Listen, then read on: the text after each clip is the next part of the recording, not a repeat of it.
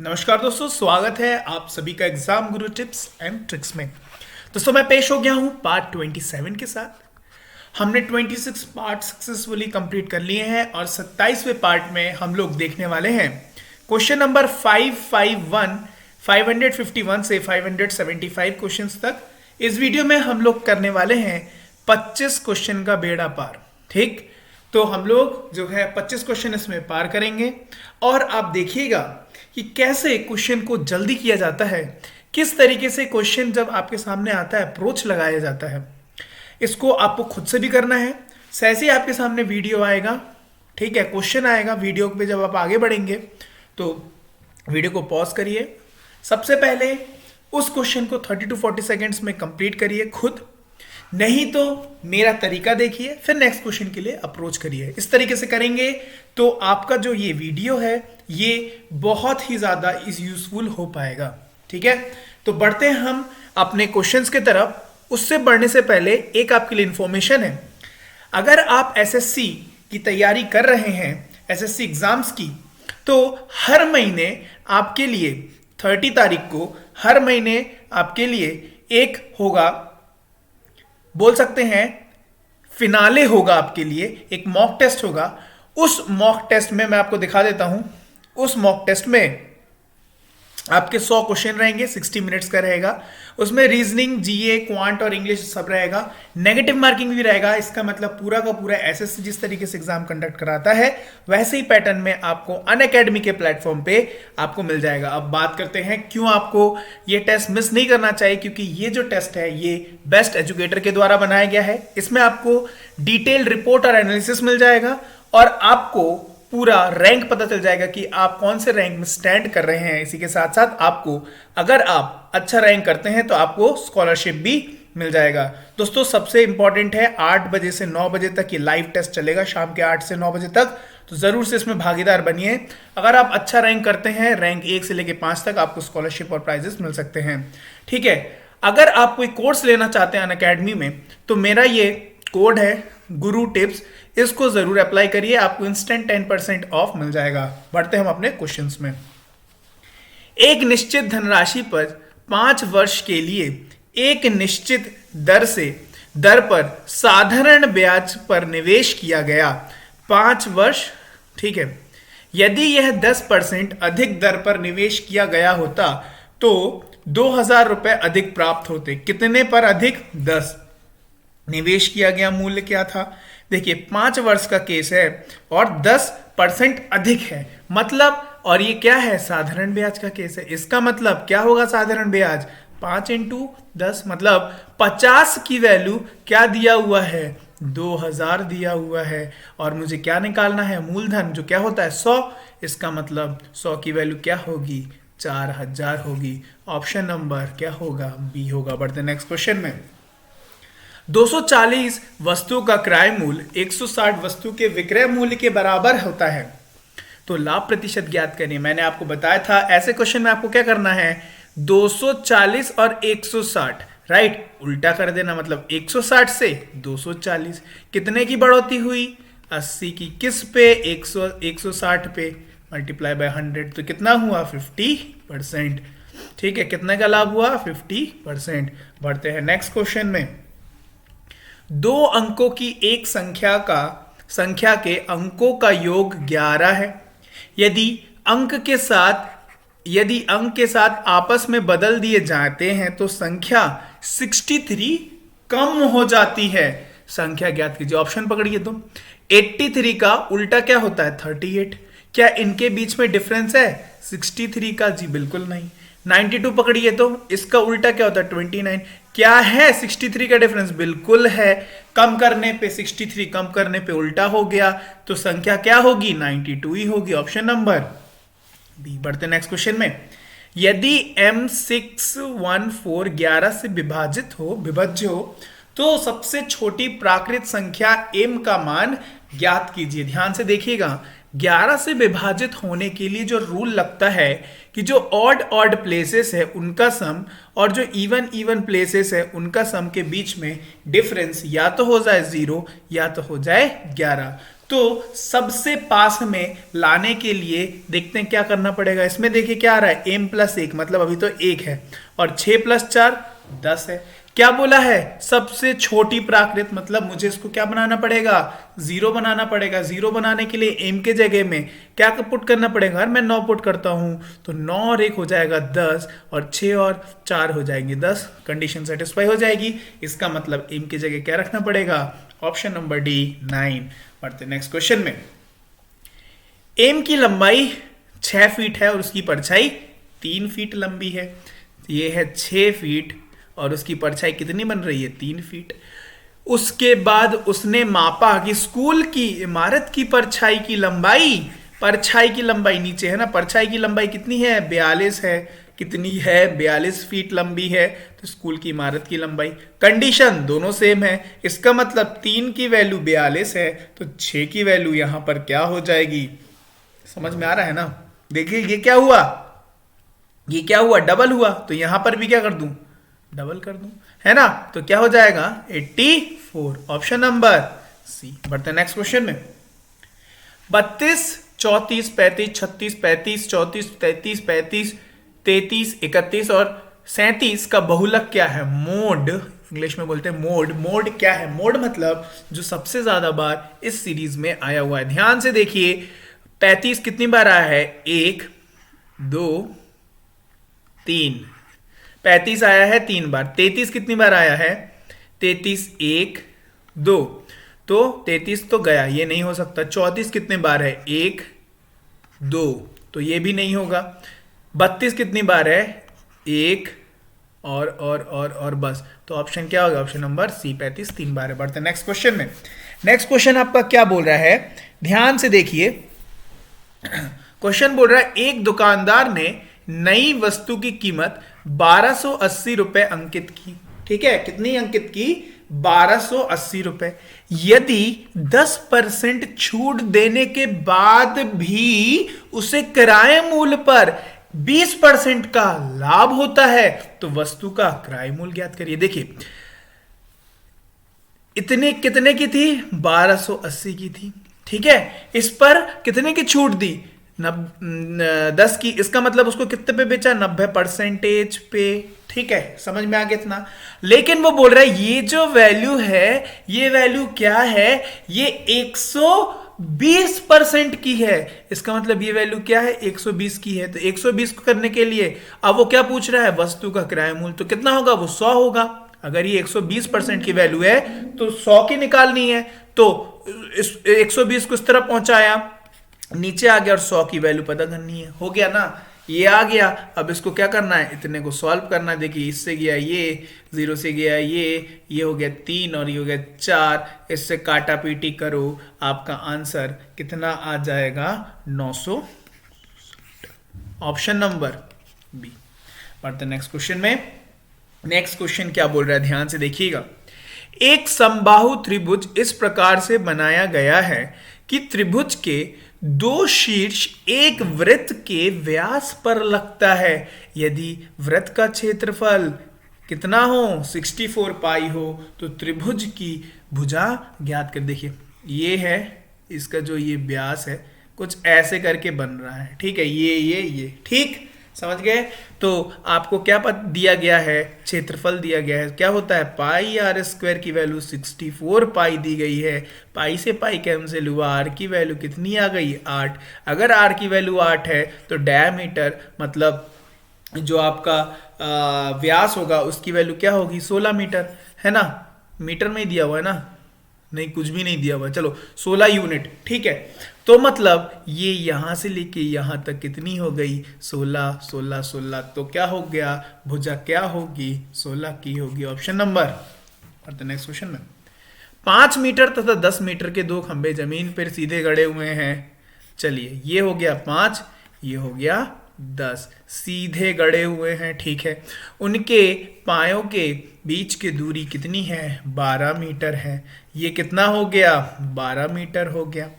उनके शीर्षों के बीच की दूरी ज्ञात करिए। तो यहां देखिए ये अगर 5 है तो ये भी क्या होगा, यहां से यहां तक 5 होगा। 5 12 13, Pythagoras theorem, triplet. Option number C. बढ़ते नेक्स्ट क्वेश्चन में।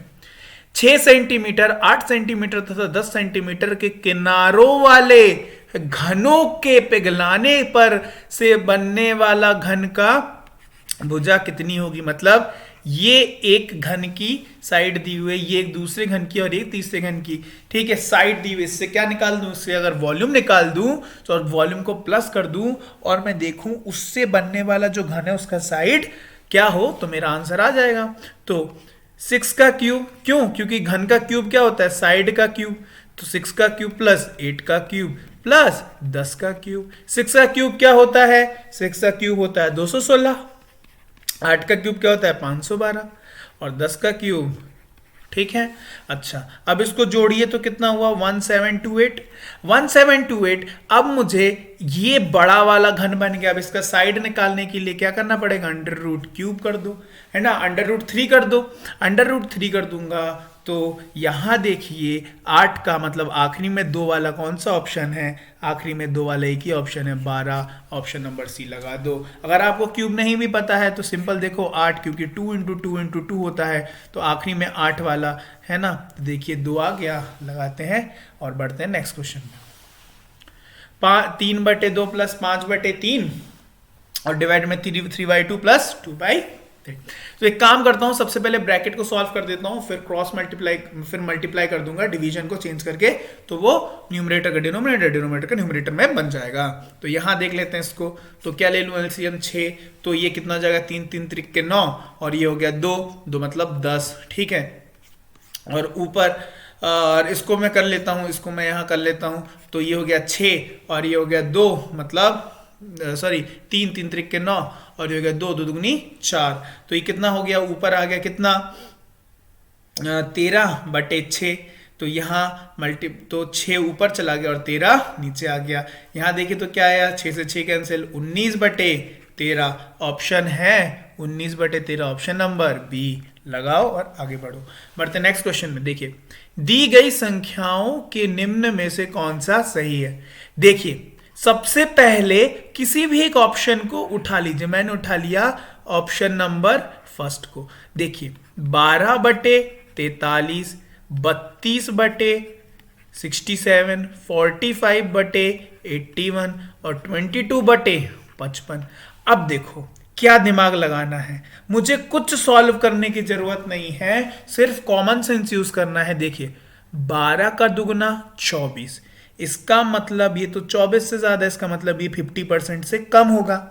32 का डबल 64, लेकिन ये तो उससे ज्यादा, इसका मतलब ये भी 50% से कम होगा। 45 का डबल 90, लेकिन ये 90 से कम है, इसका मतलब ये 50% से ज्यादा होगा।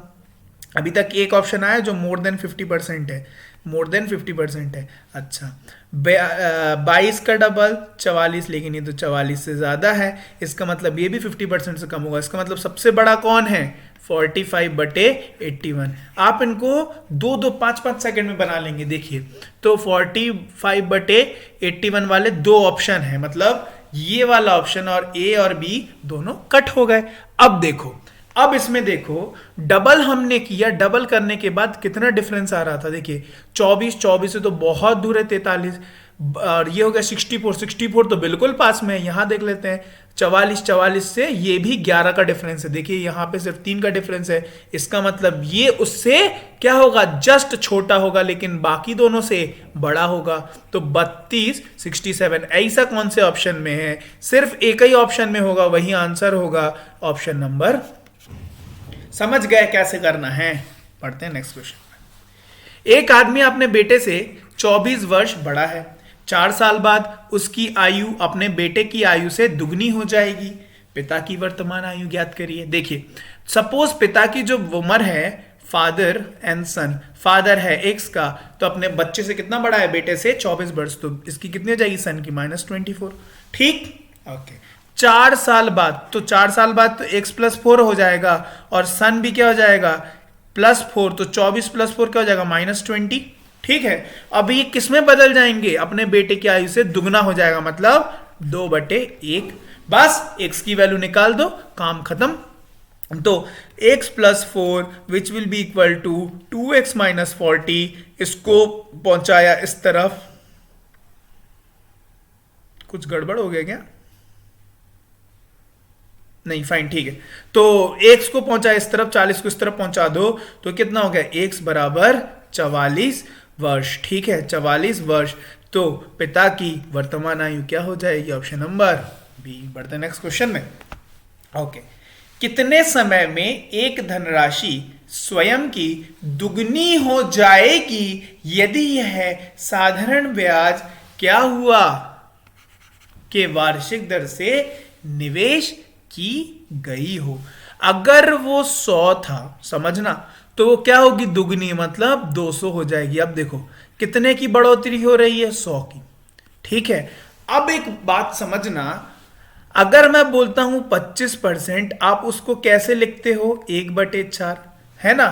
50% से स्टार्ट करता हूं, देखिए कैसे दिमाग लगाना है। 50% 1/2, 25% 1/4, है ना।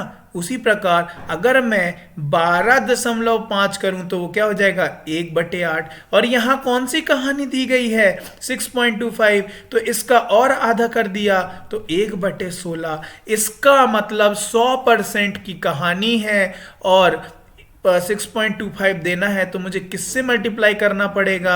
6.25 को, जिससे मेरा 100 आ जाए। तो ऑब्वियसली बात है 16 की। कंडीशन आपको समझ में आ गई तो 16 वर्ष लगाओ और आंसर लगाओ। समझ गए? बढ़ते हैं नेक्स्ट क्वेश्चन में।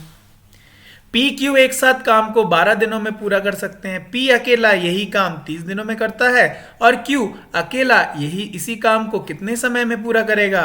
P Q एक काम 12 दिन में पूरा कर सकते हैं, P 30 दिनों में। तो भैया इनकी एफिशिएंसी 60, सॉरी इनकी एलसीएम ले लो 60, ये आ गया 5 और ये आ गया कितना? 2। P की वैल्यू है 2 तो Q की क्या हो जाएगी? 3, क्योंकि 2 + 3 ही होंगे 5। तो देखिए टोटल काम 60 है, 3 की एफिशिएंसी Q कर रहा है, कितना दिन लगेगा? 20 डेज। Option number A. बढ़ते हैं नेक्स्ट क्वेश्चन में। नेक्स्ट क्वेश्चन क्या बोल रहा है, ध्यान से देखिए। सिंपल कौन सा फॉर्मूला लगाना है? A² - B² का क्या होता है? A + B, A - B। सिर्फ फॉर्मूला लगाओ यहां पर, तो x + y और x - y और डिवाइडेड में क्या है? ये है माइनस वाला चला गया तो बचेगा क्या? x + y। Option number B. बढ़ते हैं नेक्स्ट क्वेश्चन में। एम एक काम को 5 दिनों में कर सकता है, 5 दिनों में। आर उसी काम को 20 दिनों में कर सकता है। दोनों मिलकर उसी काम को कितने दिनों में समाप्त कर देंगे? तो भैया इनका एलसीएम आ गया 20, इसकी एफिशिएंसी आ गई 4, इसकी आ गई 1। 4 + 1 5, तो डिवाइडेड बाय 5 कितने दिनों में? 4 डेज। Option number A. पढ़ते हैं नेक्स्ट क्वेश्चन में। विज्ञान और कला के छात्रों का अनुपात 5:3 है। यदि उनकी कुल संख्या 13-28 है तो कला के छात्रों की संख्या का पता लगाएं। ठीक है, तो देखिए किसका पता करना है? कला के छात्र कितने हैं? 3 हैं। कितने में से? 3 + 8 में से। और लेकिन ये किसकी वैल्यू है? इतने की। समझ गए? बस काटा पीटी करो और आंसर पाओ। 8 से देखते हैं। 8 × 8 1 और 52, मतलब 6 × 8 48 ना। ओके, 6 और 6 166 × 3 तो कितना हो गया? 18 1। और 8 वाला ऑप्शन कौन सा है? एक ही है ना, बस लगा दो। ठीक है, समझ गए ना। चलिए बढ़ते हैं नेक्स्ट क्वेश्चन में। Z ने 4 वर्ष बाद 10% वार्षिक साधारण ब्याज सहित इतने रुपए चुकाए हैं। ठीक है, 10,920 चुकाए हैं। उसने कितने रुपए उधार लिए थे? देखिए साधारण ब्याज वाला केस है तो वर्ष को मैं परसेंटेज के साथ मल्टीप्लाई कर देता हूं, तो 40% की बढ़ोतरी किस पर? 100 पर, मतलब 140। तो मतलब देखो कितना हुआ? 10 से 14 हो जाना। और इसकी वैल्यू दी हुई है कितनी? 10 9 20। ठीक है, तो इसकी निकालनी है। देखो तो कितने का मल्टीपल है ये? देखा 70, 780 का मल्टीपल है, तो यहां भी 780 से मल्टीप्लाई कर देता हूं तो कितना आ जाएगा? समझ गए? Option number option number B. बढ़ते हैं नेक्स्ट क्वेश्चन में। एक निश्चित पुरस्कार P, Q और R को 3:5:7 के अनुपात में दी जाती है। यदि R को P से 1000 रुपए अधिक मिले हों, किसको? P को R से नहीं, यदि R को P से, उल्टा बोल दिया, R को P से, मतलब यहां देखो कितना है, 4 है। 4 की वैल्यू कितना दिया हुआ है? 1000। 4 की वैल्यू अगर 1000 हो तो 1 की वैल्यू कितनी? 250। चलिए अब क्या बोल रहा है? अधिक मिले हो तो Q की हिस्सेदारी, अगर 1 की वैल्यू 250 है, Q कितना है? 5, सो 250 इंटू 5 कर दो तो कितना हो जाएगा? 1250। Option number B. बढ़ते हैं नेक्स्ट क्वेश्चन में। पति और पत्नी प्रति माह 45,000 रुपए और 35,000 रुपए कमाते हैं। बढ़िया। वह प्रति माह प्रत्येक के हिस्से में से 5,000 रुपए अनाथालय के लिए दान करते हैं। बहुत अच्छी बात है। ठीक है, यदि हम दान निकाल देते हैं तो पति की आय उसकी संयुक्त आय का कितना प्रतिशत है? अब देखिए, आय निकाल देता हूं, इससे भी निकाल दूं और इससे भी निकाल दूं, 5,000 तो ये कितना हो जाएगा? 40,000। कौन? 40,000 ये किसका होगा? पति का होगा। और ये क्या होगा? 30,000। ये क्या होगा? 30,000 ये किसकी होगी? पत्नी की होगी। कितनी सैलरी होगी? अब वो बोल रहा है पति की आय उनके संयुक्त आएगा। संयुक्त कितना है? 70,000। मतलब 7 लिख दूं क्योंकि 0 0 तो कट ही जाएंगे। और पति का कितना है? 4, मतलब 4/7 इंटू 100 कर दो, आंसर आपका आ जाएगा 400/7, मतलब 57.14। Option number. ठीक है, बढ़ते हैं नेक्स्ट क्वेश्चन में। Next question. एक नर्सिंग होम में 27 नर्स में से एक ने इस्तीफा दे दिया तो बचे कितने? 26। ठीक है, यदि रोगी के अनुपात में नर्स 1:6 हो, मतलब एक नर्स पे 6 रोगी, तो कितने अधिकतम मरीजों को भर्ती कराया जा सकता है? इसका मतलब 1 की वैल्यू 26 है तो 6 की वैल्यू क्या होगी? 26 इंटू 6, मतलब आखिरी में 6 वाला ऑप्शन कौन सा? एक ही ऑप्शन नंबर ए, 156। इसको मल्टीप्लाई करेंगे तब भी आ जाएगा 156। Option number A will be the right answer. बढ़ते हैं हम अपने थर्ड लास्ट क्वेश्चन में। यदि एक वृत्त की परिधि 18 पाई सेंटीमीटर है तो वृत्त का क्षेत्रफल क्या होगा? देखिए क्या बोल रहा है, परिधि क्या होता है? 2 पाई आर। कितना दिया हुआ है? 18 पाई। पाई से गया पाई, आर की वैल्यू आ गई 9। इसका मतलब क्या पूछा है? क्षेत्रफल, जो कि होता है पाई आर स्क्वायर, मतलब आर मतलब 81 पाई। क्या है ये ऑप्शन में? 81 पाई वर्ग सेंटीमीटर। Option number C. बढ़ते हैं नेक्स्ट क्वेश्चन में, आज का सेकंड लास्ट क्वेश्चन। एक वस्तु 12.5% लाभ पर 2250 रुपए में बेची गई। ठीक, तो लाभ की राशि क्या है? ध्यान दीजिएगा, कितने के लाभ पर बोला है? 12.5। अभी मैंने आपको बताया था ये किसकी वैल्यू होती है? 1/8 की। मतलब 8 से कितना हो गया? 9 हो गया।